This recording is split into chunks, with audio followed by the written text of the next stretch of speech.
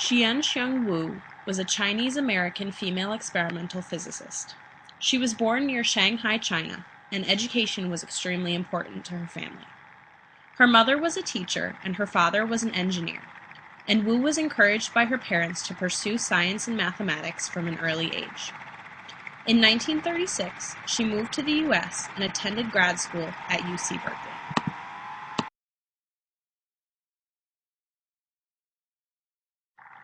In 1942, Wu accepted an offer from Princeton University and was hired as the first female instructor ever to join the faculty. She then went on to work on the Manhattan Project in 1944 at Columbia University. In 1957, Wu disproved the law of parity, which is the quantum mechanics law that said that two physical systems, like atoms, are mirror images of each other that behave identically. Her findings were credited to two male theoretical physicists, Tsung-Dao Lee and Chen-Ning Yang, who won a Nobel Prize for Wu's discovery.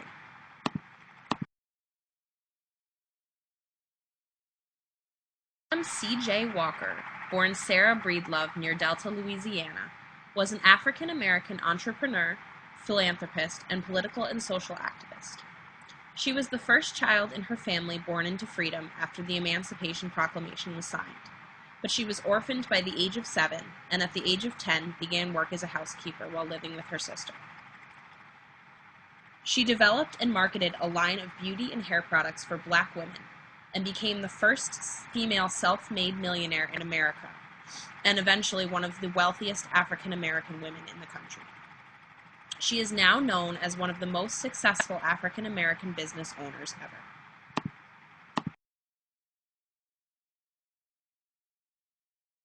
Walker had many social and political causes, including helping raise funds to establish a branch of the YMCA in Indianapolis's Black community. She contributed scholarship funds to the Tuskegee Institute, as well as delivering lectures on political, economic, and social issues at conventions sponsored by powerful Black institutions. Her friends and associates included Booker T. Washington, Mary McLeod Bethune, and W.E.B. Du Bois, among others. During World War I, Walker was a leader in the Circle for Negro War Relief and advocated for the establishment of a training camp for Black Army officers.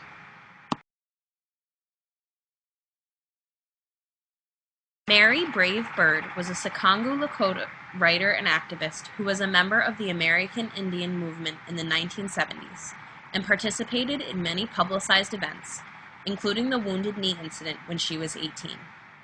She was a member of the Rosebud Sioux tribe and lived on the Rosebud Indian Reservation in South Dakota.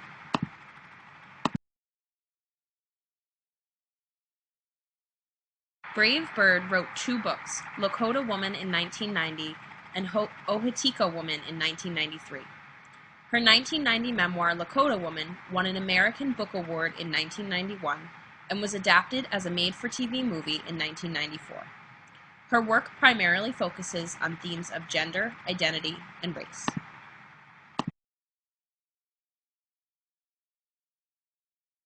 Elbert Frank Cox was an African-American mathematician who became the first Black person in the world to receive a PhD in mathematics. Cox spent most of his life as a professor at Howard University in Washington, D.C.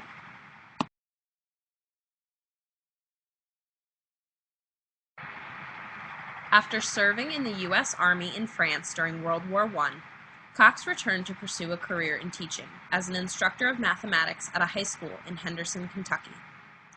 In December 1921, he applied for admission to Cornell University, one of 7 American universities with a doctoral program in mathematics.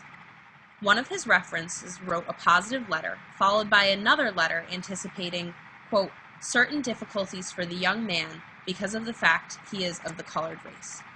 Despite this, in 1925, Cox earned his PhD from Cornell University.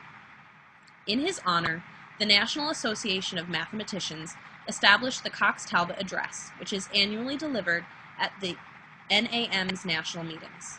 The Elbert F. Cox Scholarship Fund, which is used to help Black students pursue studies, is named in his honor as well.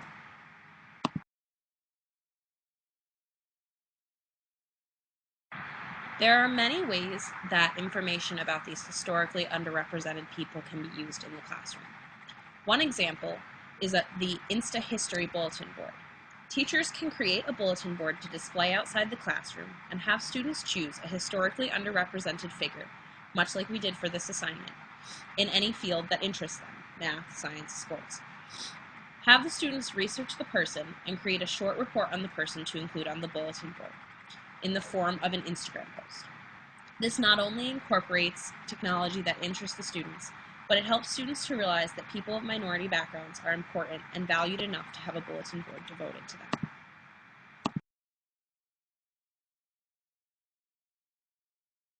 This is an example of an Insta History bulletin board that I found online. And as you can see, while these posts are much more detailed, the posts can be easily leveled for students of any age to be appropriate for young children or older children, depending on the age level of students.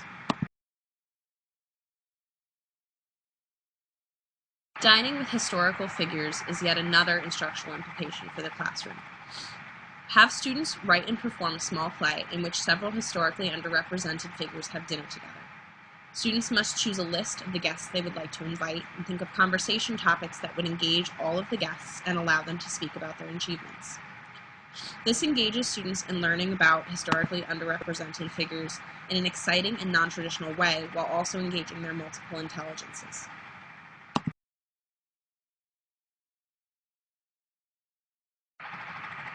After introducing students to several historically underrepresented activists that are not well known, beyond Martin Luther King Jr. to people like Audre Lorde, Marion Stamps, J.L. Chestnut, etc., brainstorm a list of character traits that many of these people had in common.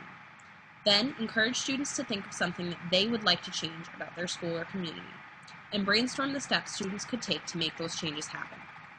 Take on the projects as a class and actually work to make the changes happen, thus showing students that their efforts matter and they can make a difference.